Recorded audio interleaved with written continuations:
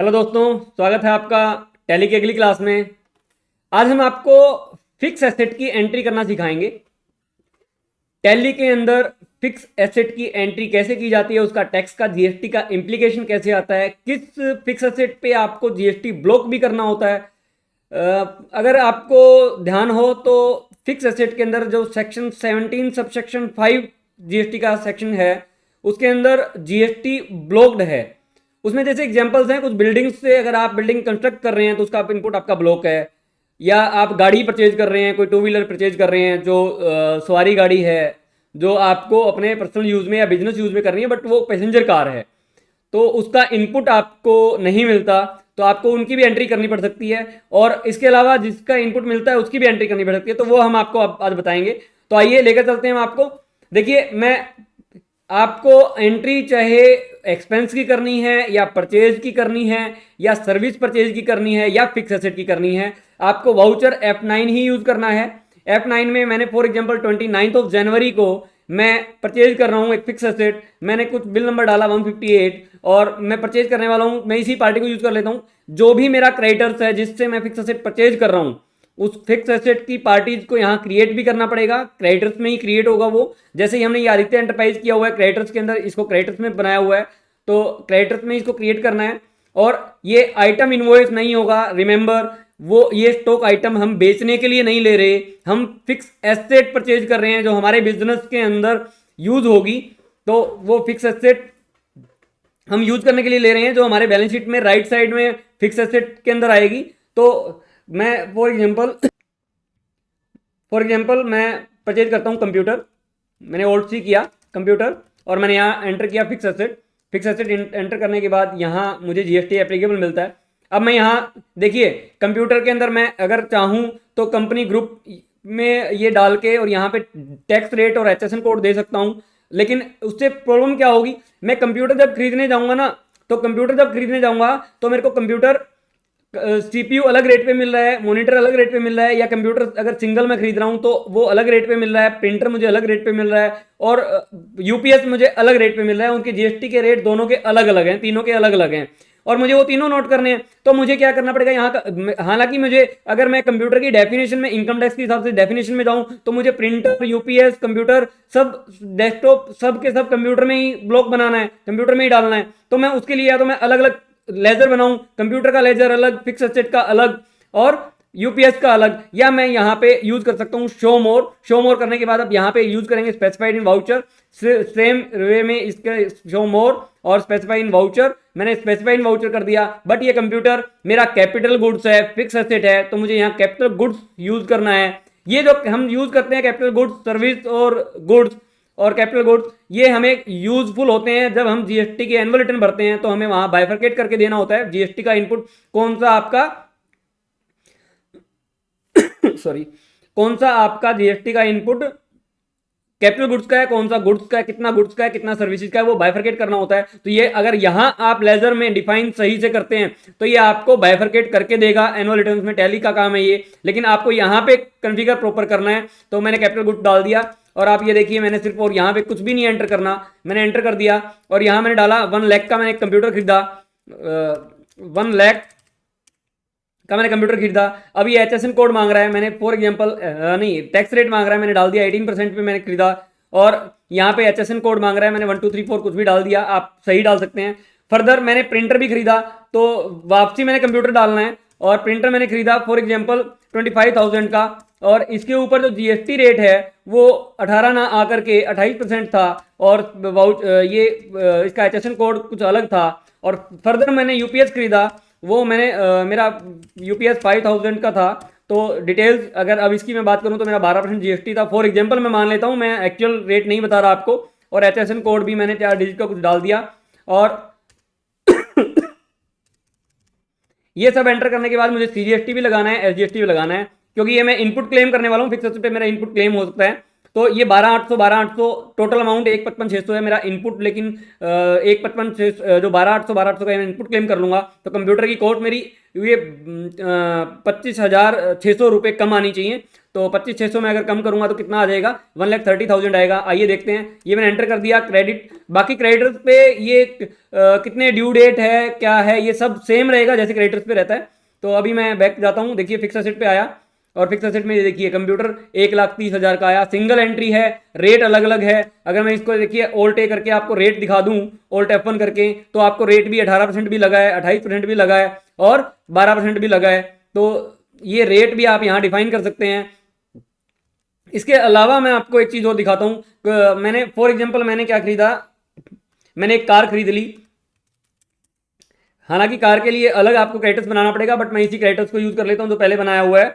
और मैंने यहाँ एक ओल्ड सी किया कार, और कार में अगर मान लो मेरे पास फिक्स एसेट है मेरी और जीएसटी एप्लीकेबल कर दिया मैंने। अब यहाँ स्पेसिफाइड डिटेल एयर किया मैंने, कुछ मैंने HSN कोड डाल दिया, डिस्क्रिप्शन आपने डाल सकते हो, स्पेसिफाइड डिटेल यहाँ भी किया। और यहाँ एग्जेम्प्ट है या टैक्सेबल है, नेचर ऑफ ट्रांजेक्शन आप डिसाइड भी कर सकते हो, बट आप चाहते हो कि ऑटोमेटिकली पिक करे वो पार्टी के हिसाब से, तो यहाँ सिस्टम इन्फर्ड आपको रखना है। तो आपने ये रखा। जीएसटी का रेट मैंने डाला 28% मेरे जीएसटी को लग रहा है टैली को इसके ऊपर। और रिवर्स चार्ज अगर है या नहीं है, टाइप ऑफ सप्लाई गुड्स है, और अदर स्टैट्यूटरी इन्फॉर्मेशन अगर आपको डालनी है तो ये टीडीएस से रिलेटेड है, ये मेरे को नहीं डालनी। बट मुझे यहाँ एक ऑप्शन नहीं मिल रहा जो मैं चाहता हूँ। मैंने एक F12 किया और F12 करने के बाद मैं यहाँ एक ऑप्शन एनेबल करके आऊँगा जीएसटी के अंदर, eligible for input tax credit. इसको मैंने यस किया और इसको एक्सेप्ट कर लिया। अब यहाँ मेरे को एक ऑप्शन मिलेगा eligible for input tax credit. लेकिन देखिए जीएसटी का इनपुट मैंने जैसे बताया section 17 sub section 5 of GST act में ब्लॉक्ड है, इसलिए इसको आपने क्या करना है, एलिजिबल, ये एलिजिबल नहीं है, इसका जीएसटी का इनपुट नहीं मिलने वाला आपको। और मैंने इसको एक्सेप्ट कर लिया। अब मैंने कार खरीदी फॉर एग्जाम्पल 25 लाख की, मैंने CGST लगाया, SGST लगाया, ऑटोमेटिक लग गया और मैंने इसको सेव कर दिया। अब आप देखिए मैंने जनवरी के अंदर 2 फिक्स एसेट खरीदी, एक कार एक कंप्यूटर। और मैं अब 3B में जाता हूं आपके लिए, display accounts, statutory report and GST report और 3B। और 3B में मैंने ओल्ट F1 करके जनवरी की एंट्री थी, तो मैंने इसको जनवरी का पीरियड सेलेक्ट किया।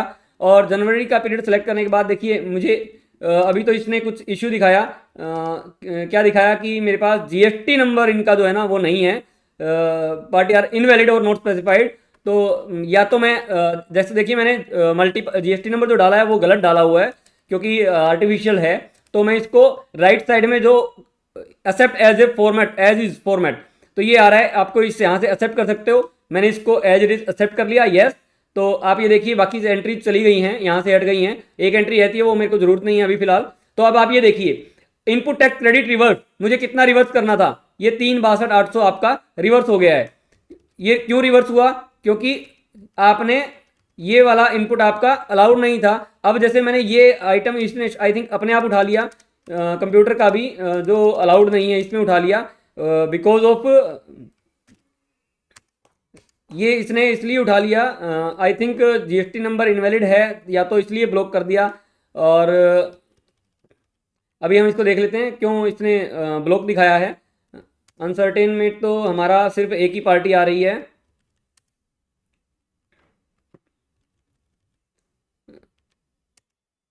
यहाँ मेरा इनपुट जो है वो सारा, ये देखिए मेरा इनपुट यहाँ आ रहा है 12,800 12,800 और 3.5 लाख गाड़ी वाला, और ये दोनों आ रहे हैं। बट इसने कंप्यूटर का जो जीएसटी है वो मेरे को अलाउड नहीं किया है। तो मैं इसको एक बार ऑल्टर करके देख लेता हूँ क्यों नहीं इसने मेरे को अलाउ किया। तो मैंने कंप्यूटर पे गया और यहाँ स्पेसिफाइड वाउचर किया हुआ है, तो इसने मुझे ऑप्शन शो नहीं किया बिकॉज ऑफ, अगर मैं स्पेसिफाइड डिटेल एयर करता हूँ तो भी नहीं आ रहा है। एक मिनट, नहीं इसको तो मुझे क्या करना है, स्पेसिफाइड वाउचर करना है और इसको मैं स्पेसिफाइड डिटेल हेयर करता हूँ तो ये मुझे ऑप्शन दिखाता है। और ये eligible for input tax credit, ये इसमें एक फ्लो है टैली के अंदर अभी, ये होप सो आने वाले टाइम में इसको ठीक कर दिया जाएगा। क्योंकि इसने जैसे मैं स्पेसिफाई इन वाउचर जब करता हूँ तो मुझे ये ऑप्शन शो नहीं करता, तो ये ऑप्शन जब शो हो जाएगा तो मैं यहाँ स्पेसिफाई इन वाउचर करने के बाद इसको मेरे को यस नो करने का ऑप्शन मिल जाएगा। तो न्यू इफेक्टिव डेट मैंने डाल दी 1/4/24 से मेरा ये इनपुट अलाउड है मेरे लिए। तो मैंने इसको एंटर किया और मैंने एंटर कर दिया यस। तो अभी आप देखेंगे यहाँ एक्चुअली ना ये एंट्री यहाँ से भी गायब हो गई, क्यों, क्योंकि मैंने जो जीएसटी रेट हैं वो ओवरराइड किए हुए हैं सब में, क्योंकि मैंने यहाँ पे जीएसटी रेट अपने हिसाब से डाला था। तो मैं एज पर मास्टर कर देता हूँ। मैं एज पर मास्टर अभी मैंने रेट वहाँ नहीं डाला इसलिए उठा नहीं रहा, तो मैं इसको एडिट कर देता हूँ एक बार के लिए। मैंने आपको ये बता दिया है कि फिक्स एसेट में ये कैसे अलग अलग रेट रखना है तो कैसे रखना पड़ेगा, बट ये शायद एक साथ वाउचर हमने लेजर बनाए हैं तो आपको ये थोड़ा सा प्रॉब्लम क्रिएट कर रहा है। बट मैं आपको दिखाता हूँ, देखिए मैंने यहाँ रेट नहीं डाला तो मैं सबका रेट एक बार 18% ले लेता हूँ। और eligible for input tax credit yes, और कैपिटल गुड्स है तो मैंने इसको एक्सेप्ट कर लिया। और मुझे अब ये सारा का सारा आपको जो है एज पर मास्टर लेना पड़ेगा एक बार। ये मैंने एज पर मास्टर ले लिया और ये इनपुट अमाउंट चेंज हो गया क्योंकि ये अमाउंट क्या है, हमारा अमाउंट इसलिए चेंज हो गया क्योंकि जीएसटी का रेट जो है वो सब पे 18% हो गया। और अब मैं आपको दिखाता हूँ जीएसटी रजिस्ट्रेशन, ये ऑलवेज आएगा जीएसटी रजिस्ट्रेशन, जब तक गलत है आपका तो आपको इसको एक्सेप्ट करना पड़ेगा, अदरवाइज ये यहाँ शो नहीं करेगा। अब आप देखिए ये जीएसटी आपका यहाँ पे आ गया होगा 11,700, यहाँ पे ये देखिए आप 11,700 आ गया ना। और यहाँ पे ये आईटीसी रिवर्ट आपका जो सेक्शन 17 सब सेक्शन 5 में जो ब्लॉक्ड है वो यहाँ पे आ गया। तो इस तरह से हम फिक्स एसेट की मॉनिटरिंग करते हैं, फिक्स एसेट की एंट्रीज करते हैं। ऑल्ट F1 करके देखिए आप।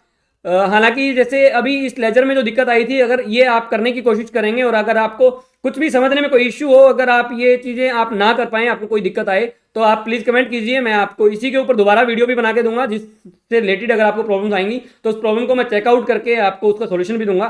बट आप एटलीस्ट ट्राई कीजिए और ट्राई करने के बाद अगर आपको प्रॉब्लम्स आती हैं तो आप मुझे बताइए।